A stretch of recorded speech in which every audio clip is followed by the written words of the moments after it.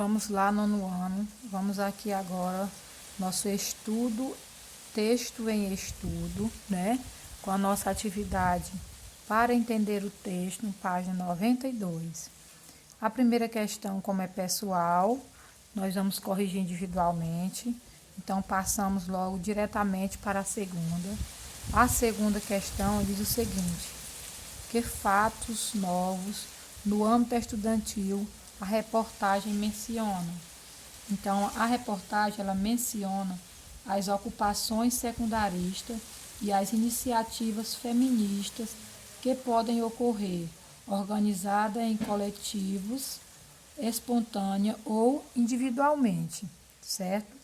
A terceira questão diz assim: de acordo com a reportagem, o que favorece a terceira onda do feminismo? Então, é a capacidade de organização por meio das redes sociais. É isso aí que favorece a terceira onda do feminismo, viu? É a capacidade de organização por meio das redes sociais. A quarta questão diz assim: segundo a reportagem, por que é difícil acabar com o machismo? Esse tipo de discriminação atinge apenas mulheres? Justifique. Então, a primeira pergunta, por que é difícil acabar com o machismo? Porque machismo passa por um processo de naturalização, ou seja, no nosso país e nossas famílias, o machismo é uma coisa natural, né? É compreendido como ser uma coisa natural. A segunda pergunta, esse tipo de discriminação atinge apenas as mulheres? Justifique. Esse tipo de discriminação atinge também os homens, que podem ser discriminados por não corresponderem ao comportamento considerado padrão de masculinidade, né? Ou seja, um homem, né, que não é machista, que acha que respeita os direitos das mulheres, ele pode ser atingido também pelo machismo, né? As pessoas podem, na sociedade, não aceitar sua opinião. Então, para esse tipo de homem, ele também será atingido pelo machismo. A quinta questão diz o seguinte: releia, né? O feminismo vem cheio de estereótipos.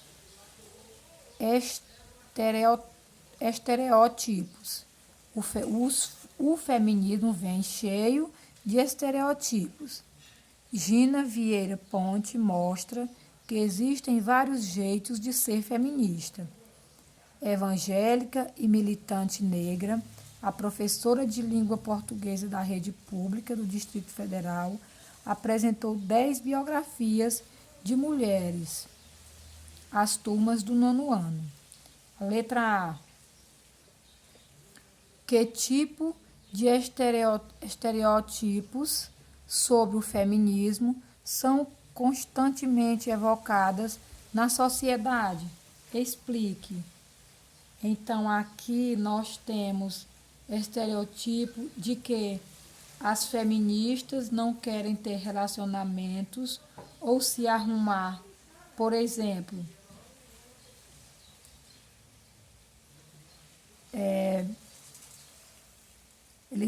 querem dizer aqui, querem colocar, né, que as feministas, elas são pessoas individuais, que elas não têm relacionamento, coisa que é uma resposta totalmente equivocada, né? Nós sabemos que não é bem assim que acontecem as coisas. A letra B diz assim: no trecho, as informações endossam os estereótipos feministas. Por quê? Então, primeiro ela pergunta, elas endossam os estereótipos feministas, né? Por quê? Não, né? No trecho, eu acho que não, a resposta é não. Porque aqui a professora, ela apenas apresenta, está dizendo que ela apresenta esses estereotipos às turmas de nono ano. viu? E não que as informações endossam esse tipo de estereotipo feminino. Então, a resposta é não. A sexta questão. Ao concluir com as expressões bem-vinda e bem-vindo, o que a reportagem salienta? Comente. Então, ela pode possibilitar que a revista reconheça a igualdade entre homens e mulheres e que o feminismo abriga homens e mulheres, certo? Então, por isso que ela diz bem-vindo e bem-vinda, porque refere-se a homens e mulheres. A sétima questão diz o seguinte: releia o primeiro e o último parágrafo. Se fossem colocados um após o outro, seria possível observar a continuidade de ideias entre ambos? Qual é a relação de sentido entre esses parágrafos? Explique. Então, aqui nós podemos dizer que eles têm sentido de oposição, pois no primeiro parágrafo, a repórter apresenta casos de machismo em escolas localizadas em 3 estados brasileiros, como vocês viram lá no texto, né? Rio de Janeiro, Bahia e São Paulo. E no último parágrafo, mostra ações feministas nas escolas desses 3 estados que procuram combater o machismo, certo? Então, vamos agora para a 8ª questão. A 8ª questão diz o seguinte: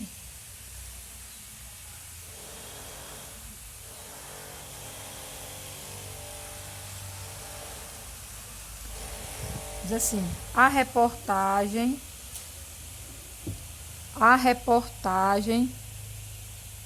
está organizada por intertítulos e apresenta quadros que acrescentam informações ao texto principal. Sobre eles, responda no caderno as questões a seguir. Letra A. Quais são os intertítulos dessa reportagem? E qual é a função deles? Então, aí, nós temos aqui os intertítulos. Dominação, que aparece natural. Mulher não serve para exatos. Mudança, mudança que a lei não pode conter. Certo? Esses aí são os intertítulos. E qual é a função deles, né? A outra pergunta, qual é a função deles? A função deles é organizar a apresentação das informações na reportagem, certo? A letra B diz o seguinte: observe que os quadros que acrescentam informações à reportagem possuem um destaque colorido. Essa cor dialoga com que parte do texto? Então, dialogam com a cor do título da reportagem, né? Se você observar direitinho, você vai perceber que a cor dialoga com o título da reportagem, certo?